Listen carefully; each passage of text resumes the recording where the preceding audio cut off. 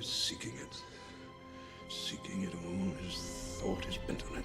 But always, do not forget this, Winston. Always there will be the intoxication of power, constantly increasing and constantly growing subtler. Always, at every moment, there will be the thrill of victory, the sensation of trampling on an enemy who is helpless. If you want a picture of the future, imagine a boot stamping on a human face forever.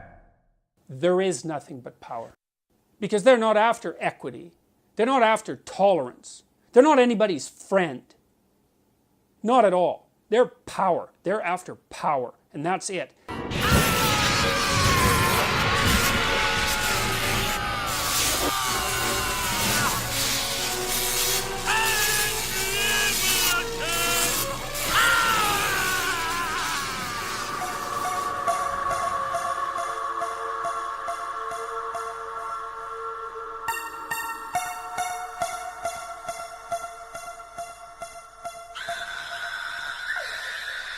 It was no longer specifically about economics.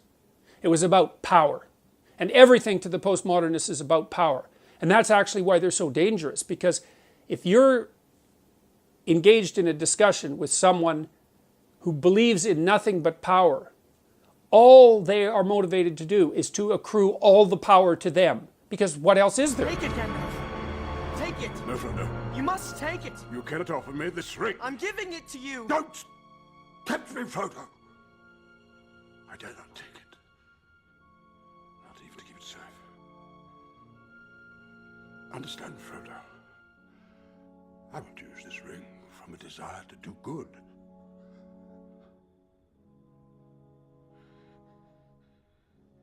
But through me, it would wield a power too great and terrible to imagine. And what happened was the postmodernists came onto the scene, and they were all Marxists. But they couldn't be Marxists anymore, because you couldn't be a Marxist and claim that you were a human being by the end of the 1960s.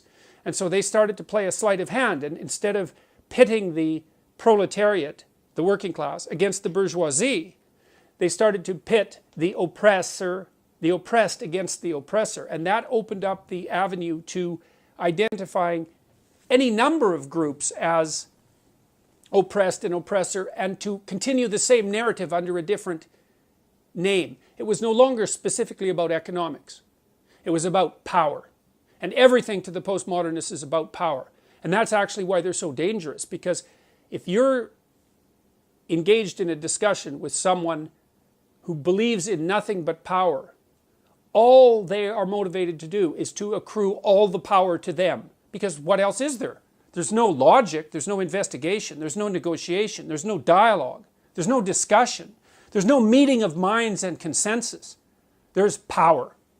And so since the 1970s, under the guise of postmodernism, we've seen the rapid expansion of identity politics throughout the universities. It's come to dominate all of the humanities, which are dead as far as I can tell, and a huge proportion of the social sciences. And we've been publicly funding extremely radical postmodern leftist thinkers who are hell-bent on demolishing the fundamental substructure of Western civilization. Having said all that, I would also caution people against making the assumption that what the radical postmodernists say they're after has anything to do with what they're actually after. Because they're not after equity. They're not after tolerance. They're not anybody's friend. Not at all. They're power. They're after power. And that's it. And they use all this compassion language, which is like, you just have to scratch the surface of that and you find out how fast that vanishes. They use all this compassion language, and I'm on the side of the oppressed, all of that posturing.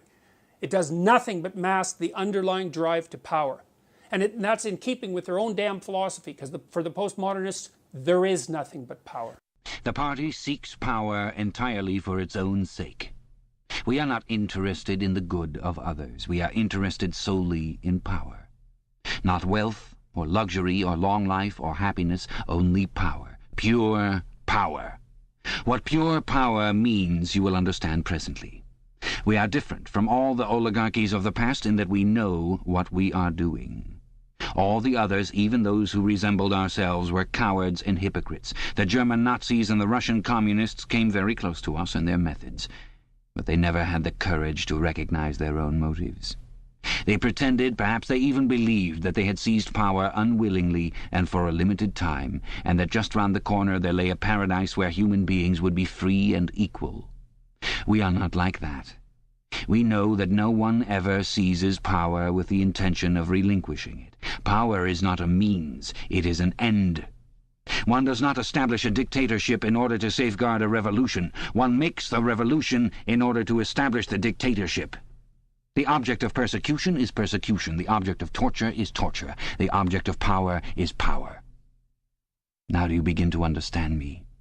But always, do not forget this, Winston, always there will be the intoxication of power, constantly increasing and constantly growing subtler. Always, at every moment, there will be the thrill of victory, the sensation of trampling on an enemy who is helpless. If you want a picture of the future, imagine a boot stamping on a human face forever.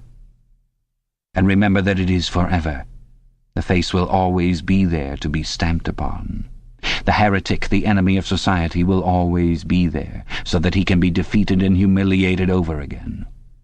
Everything that you have undergone since you have been in our hands, all that will continue and worse. The espionage, the betrayals, the arrests, the tortures, the executions, the disappearances will never cease. It will be a world of terror as much as a world of triumph. The more the party is powerful, the less it will be tolerant. The weaker the opposition, the tighter the despotism. Goldstein and his heresies will live forever. Every day, at every moment, they will be defeated, discredited, ridiculed, spat upon, and yet they will always survive. This drama that I have played out with you during 7 years will be played out over and over again, generation after generation, always in subtler forms. Always we shall have the heretic here at our mercy, screaming with pain, broken up, contemptible, and in the end utterly penitent, saved from himself, crawling to our feet of his own accord. That is the world that we are preparing, Winston. A world of victory after victory, triumph after triumph after triumph, an endless pressing upon the nerve of power. You are beginning, I can see, to realize what that world will be like. But in the end you will do more than understand it. You will accept it, welcome it, become part of it.